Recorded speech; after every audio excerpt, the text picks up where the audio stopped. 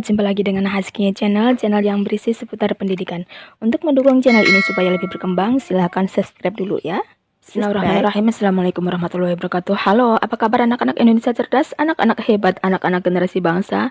Yuk kita belajar lagi di tema 2, subtema 1, pembelajaran 4, muatan IPS KD 3.3, 4.3 tentang usaha di bidang pariwisata.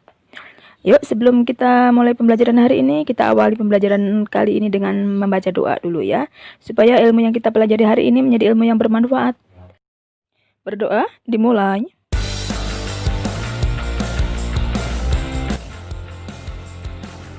Oke anak-anak, kita mulai pembelajaran kali ini ya. Usaha di bidang pariwisata.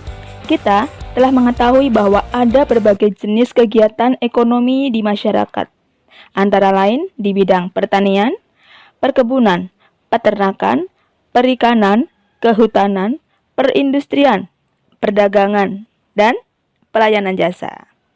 Tetapi selain di bidang-bidang tersebut, ada juga kegiatan ekonomi masyarakat di bidang pariwisata. Anak-anak, perlu kalian ketahui bahwa pariwisata adalah segala sesuatu yang ada hubungannya dengan rekreasi. Ya, segala sesuatu yang berhubungan dengan rekreasi. Banyak sekali usaha-usaha atau kegiatan ekonomi yang berkaitan dengan bidang tersebut.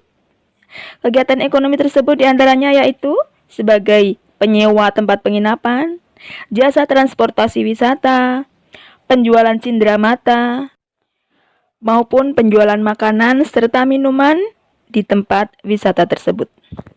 Baik anak-anak, pembelajaran kita hari ini akan fokus di kegiatan ekonomi di bidang pariwisata. Yuk kita akan lihat usaha apa saja yang ada di bidang pariwisata. Coba anak-anak kalian perhatikan ini gambar tentang apa anak-anak? Iya, ini adalah tentang wisata Kali Adem. Ya, kita hari ini akan melihat jejak Merapi di Kali Adem, Yogyakarta. Yuk sama-sama ya. Ayo kita berwisata.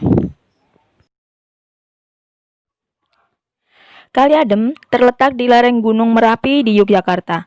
Dahulu, tempat ini terkenal sebagai lokasi perkemahan yang asri. Fasilitas di area tersebut dahulu cukup komplit.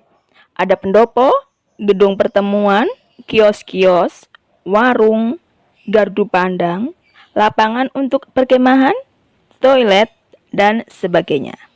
Akan tetapi, setelah Merapi meletus pada tahun 2006, sebagian besar fasilitas itu lenyap terkubur lahar. Baiklah anak-anak, kita lanjut ya. Saat ini, wisata Kali Adem sudah berubah nama menjadi Lava Tour Kali Adem. Sebagian besar pemandangan Kali Adem berupa hamparan pasir dan batuan bekas lahar. Di sana ada bunker atau Rulinda atau ruang lindung darurat. Bunker ini dibangun untuk tempat berlindung jika tiba-tiba Gunung Merapi menyemburkan awan panas. Dan di dalam bunker ini ada kamar mandi, tabung oksigen, masker, listrik, dan perlengkapan lainnya. Pintunya ada 2 lapis, yaitu terbuat dari lempengan besi setebal 3 cm.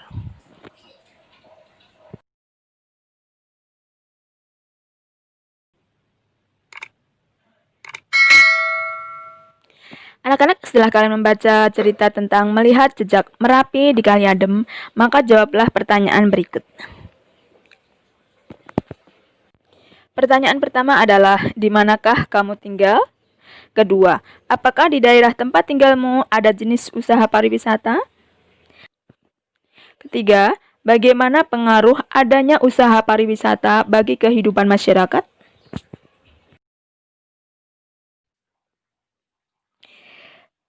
Jenis usaha di bidang jasa. Jenis usaha pariwisata merupakan usaha di bidang jasa.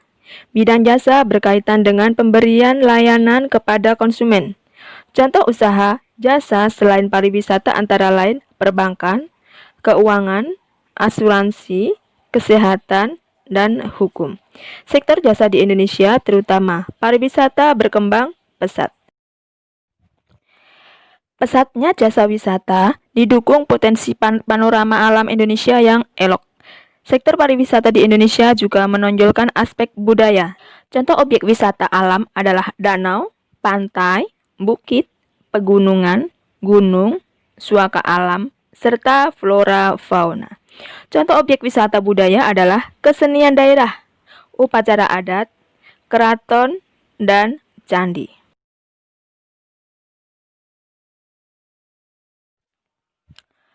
Usaha-usaha di bidang jasa pariwisata antara lain sebagai berikut. 1. Pengelola jasa penginapan misalnya hotel, motel, wisma, dan losmen. 2. Usaha penjualan barang cindera mata atau souvenir. 3. Penyedia jasa pemandu wisata atau tour guide.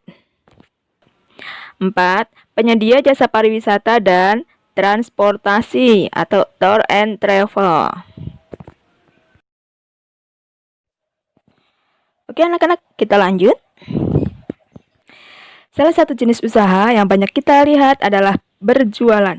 Mulai dari penjual buah, makanan, barang-barang keperluan sehari-hari hingga para penjual kendaraan bermotor. Dari jenis usaha itu, para pedagang dapat memperoleh penghasilan untuk kehidupan sehari-hari. Baiklah anak-anak, demikianlah tadi pembelajaran kita kali ini di tema 2, subtema 1 pembelajaran 4. Muatan IPS KD 3.3 4.3 tentang usaha di bidang pariwisata. Semoga ilmu yang kita pelajari hari ini menjadi ilmu yang bermanfaat. Dadah. Wassalamualaikum warahmatullahi wabarakatuh. Jangan lupa subscribe ya, subscribe.